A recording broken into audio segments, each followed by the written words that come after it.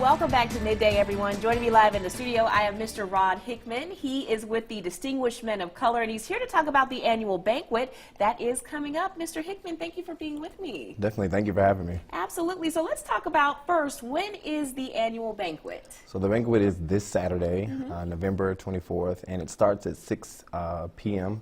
And it's going to be a good time. Okay, awesome. And I hear you are the speaker of this banquet. So talk about maybe what are you hoping that people take away from this event and you speaking and probably encouraging young men of color, right?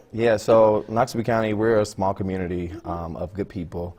And people often ask me, like, what do I like best about Noxubee County? I think it's definitely the people there. And so one of the things I really want people to take from Saturday night is that there are great things that come from this small place, and that, you know, you can receive education here and go back and do anything you want to do. Absolutely, absolutely. And I understand, okay, the banquet helps fund the scholarship, right, that Correct. you give out. So talk to people about why they need to get behind an event like this and just how this banquet is going to benefit other young men who are trying to, you know, be good citizens. Yes, definitely. So that's the major proponent of having this event, is that the proceeds from this event fund scholarship to young men of color. And our goal here with the Distinguished Men of Color is to show young men from this small town that people have been successful, who received education here, who lived here, who are from here, and some of them still live there.